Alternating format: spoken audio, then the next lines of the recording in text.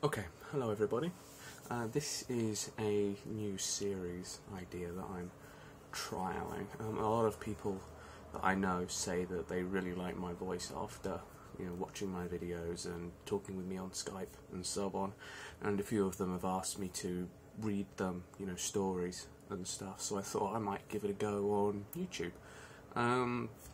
This series is generally I'll be reading short stories, creepypastas, maybe Wikipedia entries, stuff like that. And of course people can suggest things if they want, though I'm telling you now, I will never ever read 50 Shades of Grey, so don't ask. No, I got that way at them. The first things I'm gonna try reading are some creepypastas. Now, if you don't know what creepypastas are, they are short stories, pretty much always horror related, and they sort of, if you sort of imagine something like the campfire stories of old, lots and lots of people have written them over the years. Some of them have gotten pretty famous. Slender Man started out as a creepypasta. Jeff the Killer was a creepypasta as well. And there's some ones that go back further than that. Something like a boy called Ben who lived in a Nintendo 64 game cartridge. Stuff like that. But I'll try reading some of my favourites that I've found. The first one is one that I've actually written myself. And depending on how long it takes me to read them, will be depending on the number that I will end up doing in this video. Anyway, without further ado, like I said, this one is my own creepypasta. It's called The Trespasser. I was out in my garden taking the washing off the line. It was late, after 6 p.m. I'd been watching TV all day and had forgotten all about it. I'd just pulled the last few socks from their pegs and dropped them into the basket, reaching down to pick it up and carry it back into the house. I looked up and suddenly stopped. There, standing in the middle of the patio, was a man. A tall man, gaunt and looking slightly odd, though I couldn't put my finger on exactly what. He wore an old-fashioned grey suit with scuffed grey shoes. He stared at me, his face expressionless. Over the initial surprise, I stiffened up and asked, "Can I help you?" He did not reply, standing motionless before me. His lack of reply made me nervous. I asked again, a bit more insistently, "Can I help you?" Again, he said nothing, his expression unchanging. I stepped forward, placing the basket on the iron table that we used for barbecues during the summer, then moved closer to him. "You're trespassing. If you have nothing to say, then you're going to have to leave." I was firm in my words, not wanting to let him know how nervous I was. He still did not reply, still not having moved from where I first noticed him. Then something sparked in my brain. I had not heard the gate. Our gate made a very distinctive noise when somebody opened it. It could be easily heard even inside the house, but I had not heard it tonight. I was suddenly very afraid. If he had not used the gate, then he must have climbed over the wall, I thought. But why? Our gate couldn't be locked. He didn't have to climb the wall. I probably would have heard that too. I had no idea how the man had been able to get into the garden without me noticing. I could only guess as to his intentions. Was he here to rob the house? Was he here to hurt me? Kill me? All sorts of things rushed through my mind, trying to make sense of it. I did my best to shake off my fear, taking a deep breath and raising my voice. "Sir, please leave, or I'll call the police." Unsurprisingly, he did nothing. He just stood there staring at me. I summoned all my courage and stepped towards him, grabbing his arm, pushing him towards the gate. "All right, out!" I shouted, pushing his stiff form towards the gate, pulling it open and throwing him outside. I got one last look at those cold eyes staring at me before I slammed the gate, silently cursing my father for removing the bolt many years ago, the remnants of it sitting there proud, almost mocking me with their uselessness. I grabbed the basket and headed back into the house, locking the door behind me. I heaved a sigh of relief, thinking that it was all over, and busied myself with making dinner. I sat down with my pizza and watched a film for the next 2 hours, by which time it was dark outside, and the wind was blowing loudly around the outside of the house. I headed upstairs, passing the window that looked over the communal courtyard we called the square. Out in the corner of my eye, I saw a figure standing in the middle of the square. I moved closer to the glass, trying to make it out. It was the man. He was standing there motionless, staring up at me. My blood ran cold. My parents would be home in a few hours. What if he was still there when they arrived? Would he hurt them? I ran to my room, grabbing the phone, and dialed my dad's mobile number. "Hey mate, what's up?" came his voice down the line. I launched into an explanation of what had happened with the man, telling them after 2 hours he was still standing outside the gate, staring up at the house. What am I supposed to do? Should I call the police? My father was a police officer himself, and we lived a stone's throw away from the local station, though at this time of the night it was closed. Yes, asked him to send an officer to move him along. The square is technically still police property after all. I hung up, picking up the phone again and dialing 999. "Hello, you're through to the emergency services hotline. Which service do you require? Police, fire, or ambulance?" The woman at the other end of the phone asked. "Police," I replied. "I'll just connect you now," the woman stated. I explained the situation to the police operator, telling her that the man had been trespassing and refused to leave, that I had been forced to eject him from our property, but he was still standing outside hours later. I was concerned for my parents, who would be home soon. "Don't worry. An officer has been dispatched and will be with you shortly. He will deal with this man and will come to your door to tell you when he has been moved along. Stay on the line until the officer arrives." I brought the phone to my bedroom window, looking out at the man standing in the middle of the square. He was still staring at me. About 10 minutes passed when I saw the top of a policeman's hat going on the alleyway outside my window. "The officer is here," I told the operator, watching the policeman walk towards the man. "All right, I'm going to end the call now. Is that okay? You can call us again if you have any more problems." I sighed, seeing the policeman trying to engage the man in conversation. "Okay," I replied to the operator. "Thank you." She terminated the call, and I put the receiver back in its cradle. I saw the policeman grab the man's arm and lead him off back down the alleyway, releasing him and giving him a push down the street. To my relief, the man complied, skulking off down the street without looking back. I sighed again, as if a huge weight was suddenly lifted off my shoulders. I heard the doorbell ring and went down to unlock the door, opening it and seeing the policeman standing there on the doorstep, smiling reassuringly. "I moved him along for you, sir. Hopefully he won't come back. But if he does, don't hesitate to call us again." "Thank you, officer," I smiled back, and he nodded, adjusting his hat and walking to the gate, giving a wave as he left. I closed the door and locked it again, going back up to my room and silently thanking any gods who were listening that the man had left. 3 years have passed since then, and I have not seen hide nor hair of the man, although he occasionally haunts my dreams. I notice it's starting to rain outside, so I grab the washing basket and head out to get the washing from the line before it gets wet. As I drop the last of the clothes into the basket and stoop to pick it up, I look up and see someone in scuffed grey shoes walking towards me.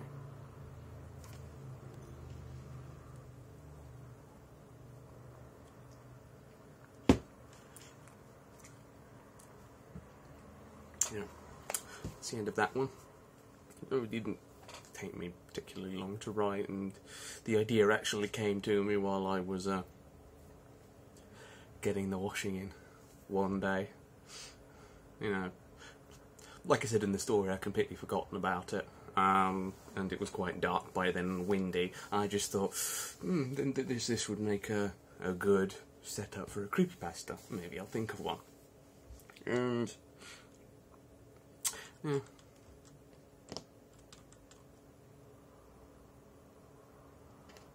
Unfortunately, I can't see how many views it's had.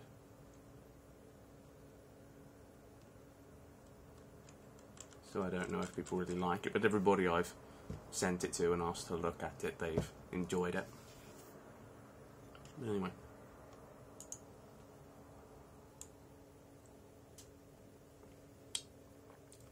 Okay. This one is called the Russian Sleep Experiment, and unfortunately the author is unknown, so I can't give credit for it. Russian researchers in the late 1940s kept 5 people awake for 15 days using an experimental gas-based stimulant. They were kept in a sealed environment to carefully monitor their oxygen intake so the gas didn't kill them, since it was toxic in high concentrations.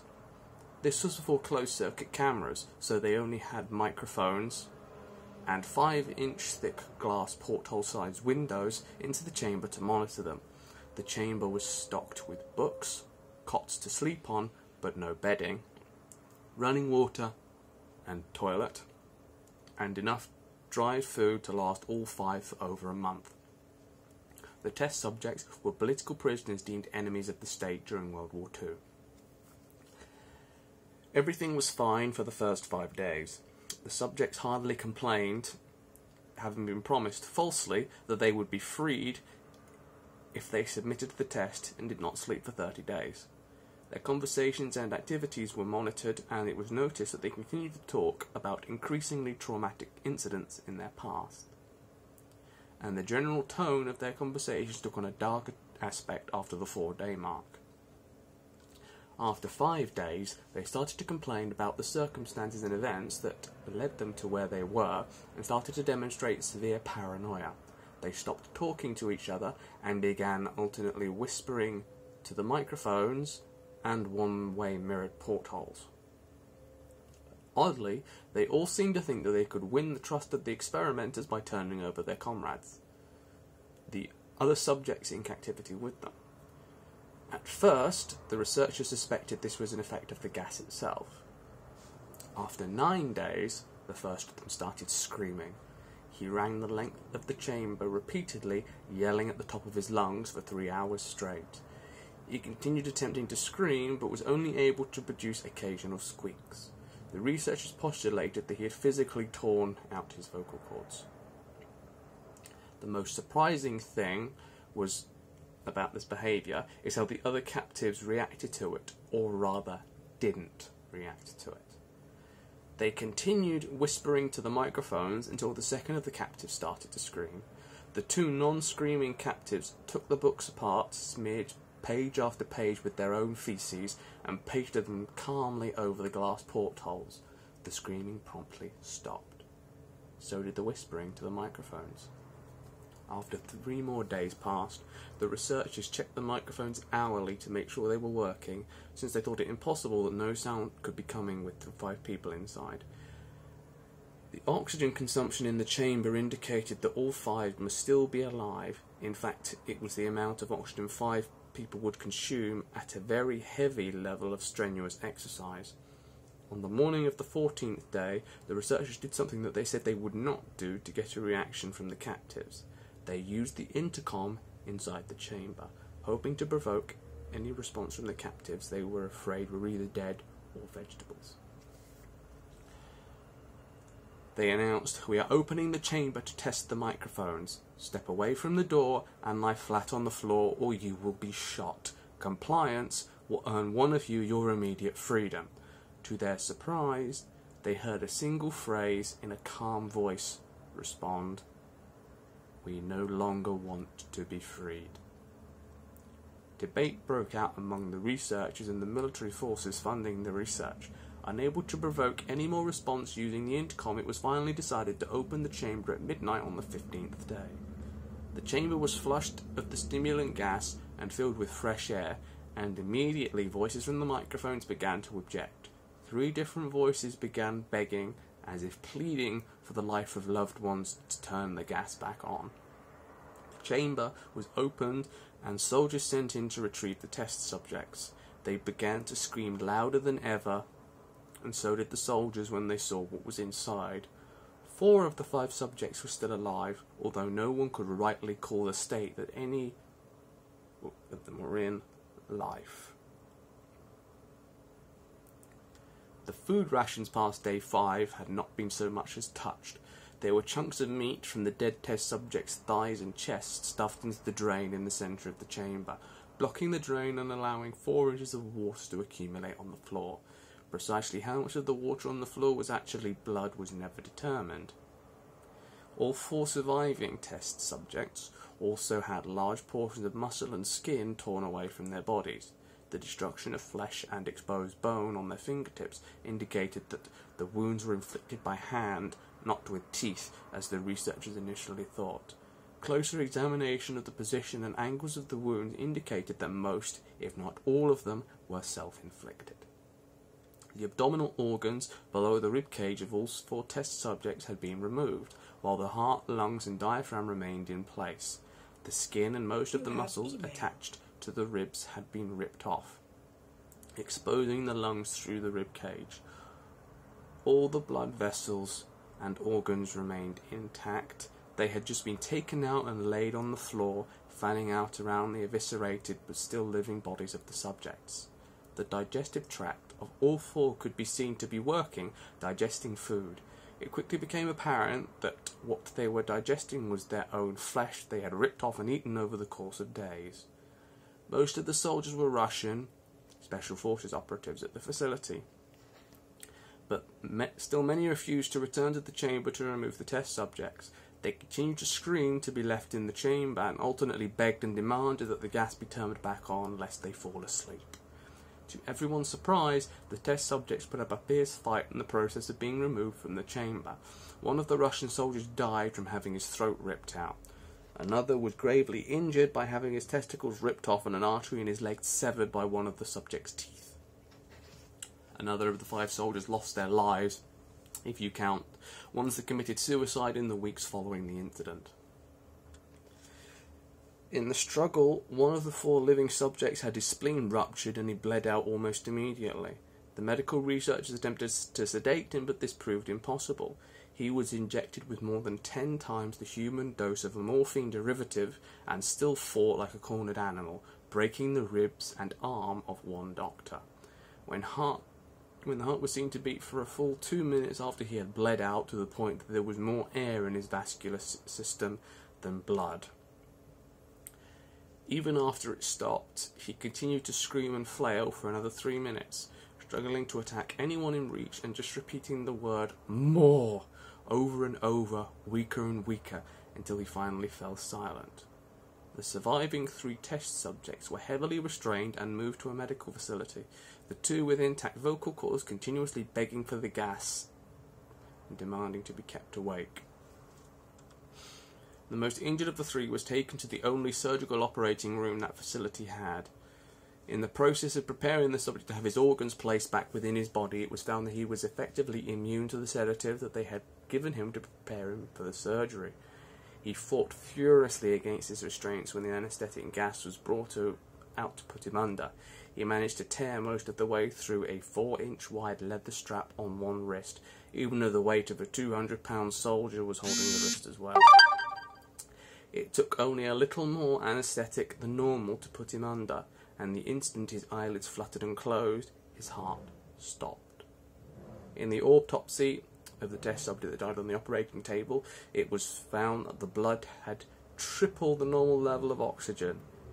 His muscles that were still attached to his skeleton were badly torn, and he had broken 9 bones in his struggle not to be subdued. Most of them were from the force his own muscles had exerted on them. The second survivor had been the first of the group of 5 to start screaming. His vocal cords destroyed, he was unable to beg or object to the surgery, and he only reacted by shaking his head violently in disapproval when the anaesthetic gas was brought near him. He shook his head, yes, when someone suggested reluctantly that they try the surgery without anaesthetic. He did not react for the entire 6-hour procedure of replacing his abdominal organs and attempting to cover them with what remained of his skin. The surgeon presiding stated repeatedly that it should be medically possible for the patient to still be alive. One terrified nurse assisting the surgery stated that she had seen the patient's mouth curl into a smile several times whenever his eyes met hers. When the surgery ended, the subject looked at the surgeon and began to wheeze loudly, attempting to talk while struggling. Assuming there must be something of drastic importance, the surgeon had a pen and pad fetched so that the patient could write his message. Apologies. Assuming this must be something of drastic importance, the surgeon had a pen and pad fetched so the patient could write his message. It was simple. Keep cutting. The other two test subjects were given the same surgery, both without anaesthetic as well.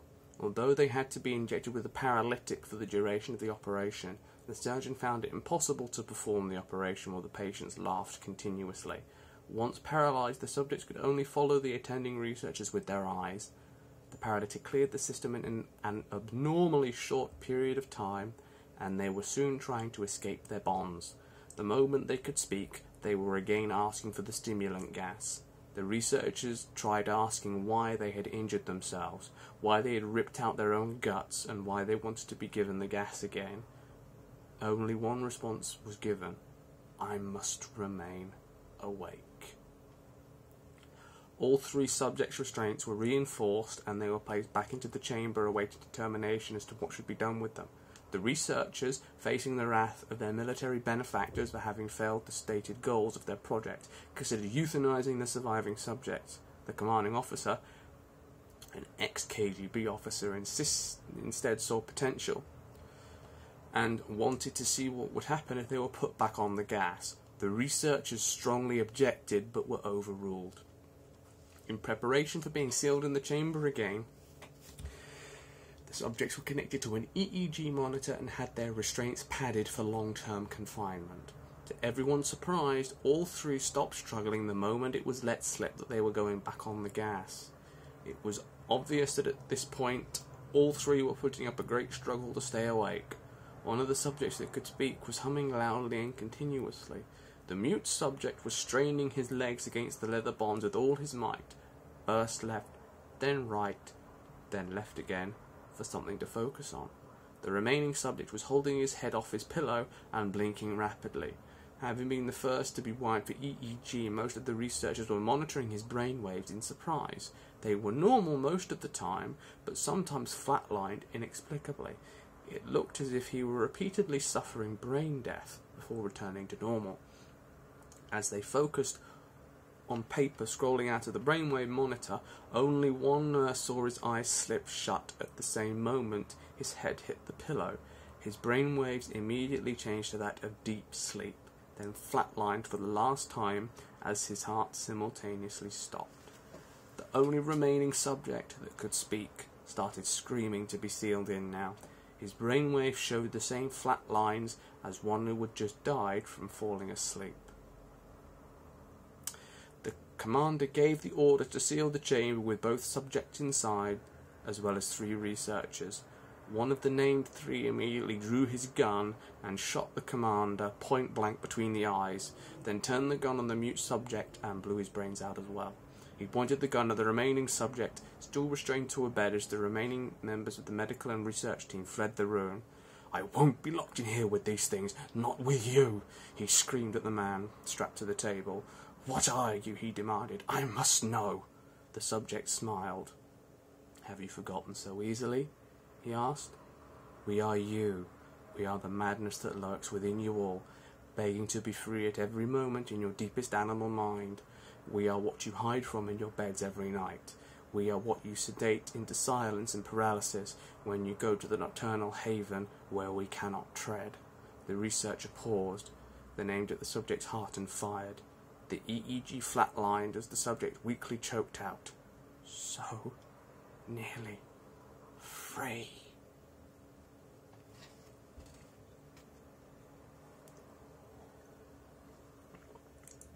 I've always found stories like that about, horrible, scientific and medical experiments very interesting.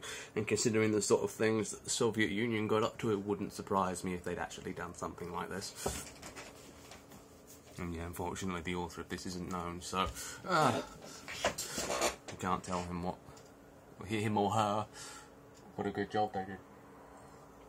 Unfortunately, there are some grammatical inconsistencies in it, so at some point I don't think that what the author wrote is what they intended to say, but you know, all I can do is just read it as it appears on the screen.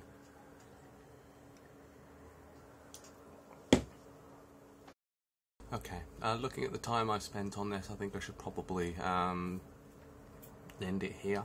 If you liked it, please let me know, and you know, so that I can carry on doing this again. Yeah, just make any suggestions if there's some stories or anything that you'd like me to read for one of my future videos or something. Let me know in any just feedback or whatever that you'd like to give. I'd be happy to receive it, so please just leave something in the comments. Thank you.